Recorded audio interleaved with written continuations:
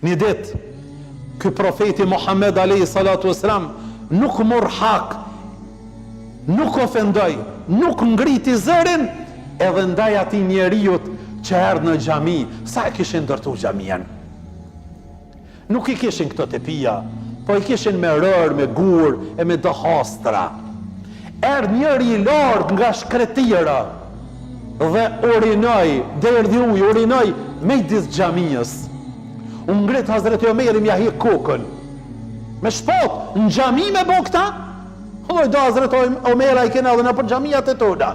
Pse më ka arë kë fëmi, pse po më banë zhurëm, pse po më hecë. O, në xhami du të me pas gjallni, du të me pas zhurëm, du të me pas fëmi, trije, treja. Me një xhami ku kejtë pleq janë aty s'ki ku me lonën këpuncat aty pi kryleve, nuk të vyna ja xhami, më shtënja drynin asoj xhamije.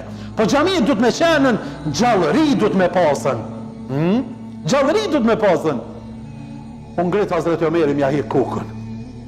Rasulullahi ngriti zonin, tha, leje, mos e ndërpre urinimin e ti. Krye, tha, nevojen. Krye, derdhuj. Ka vërtetu mjekësia se mas shumë ti që i shkakton prostatës dam, ashtë kur e nal urinimin gjyst. Mas shumë ti që e shkatron në aspektin shëndetësor. Tha krye, a kimo, tha jo s'kam, i urnaj një dy shok, shkoni merë një dy kofe uj, hodh një asipër edhe erdh. Tha i nderum, ky vend ashtë për mu fal me besu Zotin, i bim sejshde me balë. Për që të pun që e bone, nuk ban këto, e kemi vendin e veçant jashtë.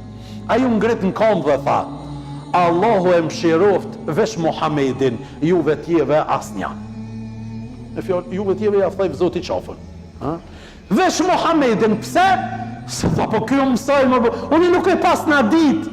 Njerëzit kanë nevoj për njohuri, kanë nevoj për me imësu, kanë nevoj me ju paraqit, me bashkë bisedu edhe me socializu me njerëz.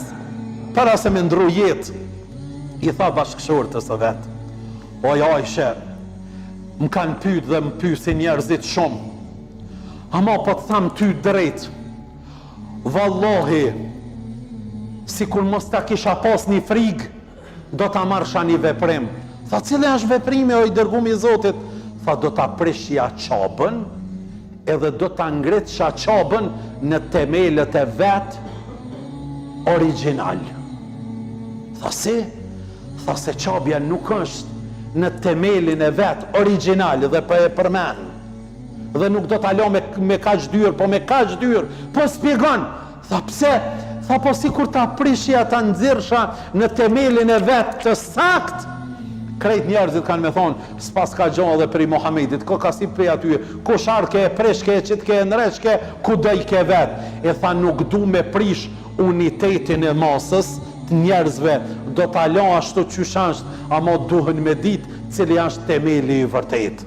Dashurit e me, ne e dim cila është e vërteta, në shumë sene, pa ako mundësi mos me qu plohën fort, ako mundësi mos me shplu do vorre dë vjetra, ako mundësi, se e ke pa do që vinë të gjentalmejnë, që nga të kujna kokëshe, e më rështë i se dhe, nëse dhe ti e i ri, babloki që tina ja ka pas rej bablokin këtina, që so mirë këtë dy peqojt, këta shmini herë, ta nëzajhin gjakit do të të pak. Unë e tregova një atë but, për mos me tregu ma të shtira.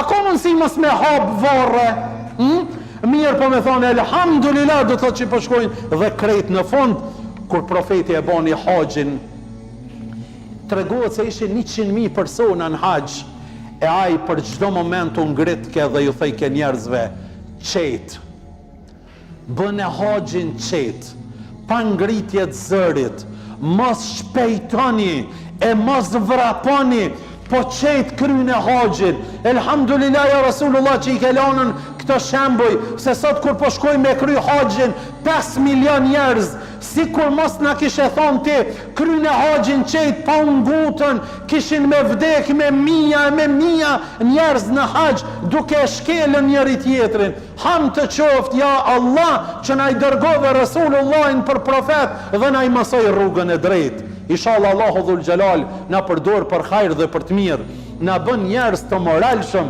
njerëz të sjellshëm, njerëz të urtë dhe njerëz të vetë përmbajtur.